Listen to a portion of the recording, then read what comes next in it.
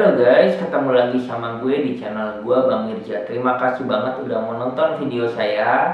Nah, kali ini gue gak kepingin ngobrol tentang cuan dulu, tapi gue kepingin ngobrol tentang pertanian. Nah, sebelumnya yang mau sholat dulu, yang mau makan dulu, yang mau ngopi dulu, dan aktivitas lainnya sebelum kita mulai pembahasan tentang pupuk urea guys. Nah, sebelum kita mulai, saksikan dulu intro singkat gue berikut ini guys.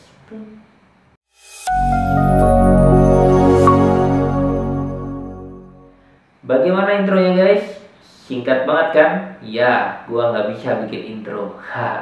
Jadi gini, bagaimana yang udah sholat silakan. Tadi udah sholat, udah makan, dan aktivitas lainnya kita lanjut lagi. Singkat mengenai pupuk urea.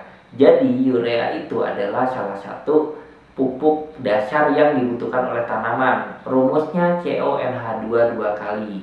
Dan di dalam urea itu terdapat unsur yang besar yaitu nitrogen. Nitrogennya 46%. Di sini banyak banget orang suka bertanya kepada saya, itu kenapa 46? Sisanya 54%-nya itu apa? Ya, seperti yang tadi saya bilang, rumusnya CONH2 dua kali. Sehingga di situ ada unsur C, ada unsur O, ada unsur H. Jadi 54-nya tadi itu terbagi oleh 3 unsur tersebut ditambah dengan kadar air. Nah, ngobrol-ngobrol dengan kadar air berarti pupuk urea ini sangat higroskopis. Jadi pupuk urea ini mudah larut dalam air. Nah, bagaimana dengan tanaman urea ini? Urea ini termasuk pupuk dasar, adalah pupuk dasar yang sangat dibutuhkan oleh tanaman. Nah, jadi setiap tanaman, mau itu perkebunan, mau itu pertanian, mau itu mungkin ini kali palem-paleman, mungkin kayak sawit, ya, apapun itu, ataupun istilahnya yang di pekarangan, itu tetap butuh pupuk urea. Kenapa? Karena dia untuk mengisi, istilahnya dia sebagai zat penambah unsur nitrogen yang dibutuhkan oleh tanaman. Nah, di sini nitrogen itu ditarik ke tanaman itu melalui akar, guys. Jadi dan apa sih sebenarnya kenapa dia dibutuhkan? Ya, sebenarnya dia dibutuhkan karena beberapa hal. Yang pertama adalah jika kita menggunakan pupuk urea yang tepat, itu maka daun bisa lebih hijau, lebih segar, dan lebih rimbun. Yang kedua, itu nanti akan menaikkan jumlah anakan tanaman. Jadi istilahnya itu pertumbuhannya jadi istilahnya balance, bagus gitu, sesuai dengan prediksi. Yang ketiga, dia akan mempercepat tunas. Ya, umumnya kita tahu sendiri ya, karena urea itu sangat dibutuhkan guys.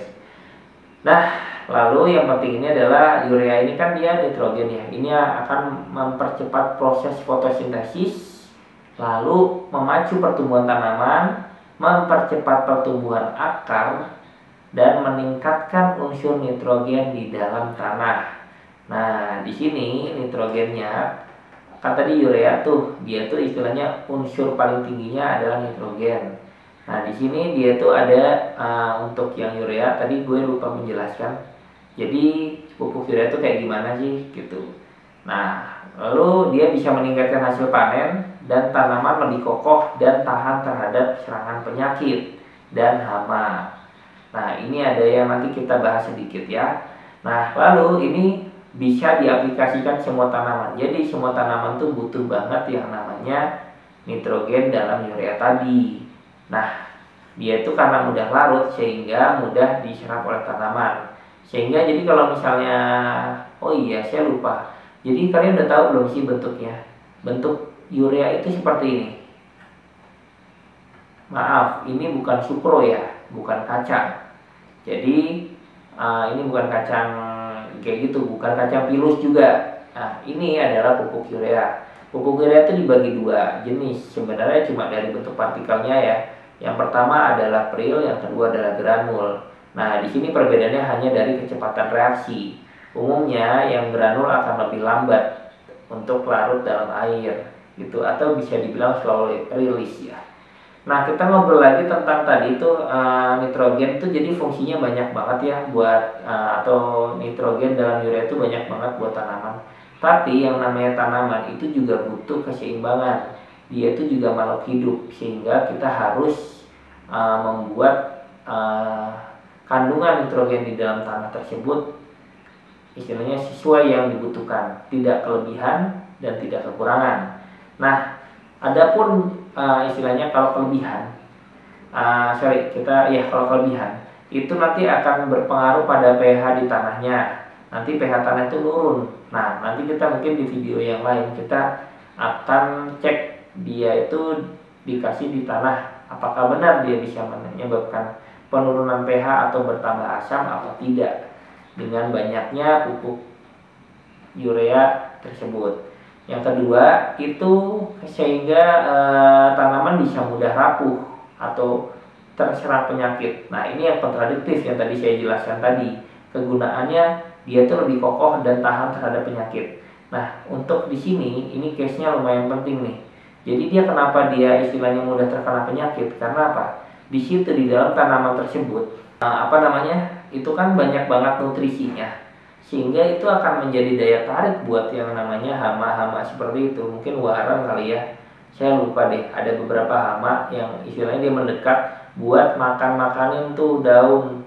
Jadi mungkin pertama dia datang, ternyata dicoba, wih kok enak nih gitu kan, itu jadi sehingga kalau udah kemakan enak tuh gitu, dia teman-temannya juga datang tuh, seperti itulah mungkin gambarannya, sehingga dia bakal mudah terserang penyakit kalau kebanyakan. Lalu selanjutnya adalah produksi bijinya akan berkurang dan buahnya terhambat tumbuhnya. Kenapa? Soalnya kita tahu sendiri yang namanya tanaman itu akan menarik unsur itu, kalau yang pernah saya pelajari itu berdasarkan pH. Nah, jika itu kebanyakan nitrogen, maka posisi tanah itu akan berada dalam pH si nitrogen terus. Jadi bisa dibilang unsur lainnya tidak terserap dengan maksimal seperti itu. Dan kalau kelebihan, saya juga pernah nyoba, itu saya kasih di rumput, dia akan terbakar. Jadi dia tuh agak gosong gitu daunnya. Kalau kebanyakan tuh bisa gosong juga seperti itu. Itu banyak banget ya. Jadi cara mematikannya itu waktu itu saya kayak gitu. Soalnya udahlah, ini ada rumput liar, udah gua kasih nitrogen yang banyak-banyak tuh, kasih urea banyak-banyak, dia kebakar. Udah itu gua tinggal nyambut-nyambutin. Nah, lalu ini yang penting, kalau kelebihan urea itu akan pemborosan. Pemborosannya di mana? Ya karena kita butuhnya nggak terlalu banyak mungkin di tanaman, tapi karena kita memberikan kebanyakan, sehingga itu akan membuat cost untuk membeli urea tadi banyak. Dan efeknya, jika dia udah terkena hama, maka kita harus beli pestisida atau herbisida atau fungisida mungkin itu lebih, karena udah keburu hama itu datang. Makanya diusahakanlah agar dia tetap seimbang ya. Nah, tapi ada juga nih, kalau misalnya tadi nitrogen itu kan kelebihan ya, sekarang kita bicara kekurangan biar kita sedikit compare yang istilahnya kompatibel lah gitu. Yang pertama adalah kalau misalnya kita kekurangan ya, maksudnya tanaman itu kekurangan nitrogen, itu warna daunnya jadi agak kuning. Jadi dia tuh kayak loyo gitu loh, lemas gitu ya, kuning-kuningnya tuh kayak gitu.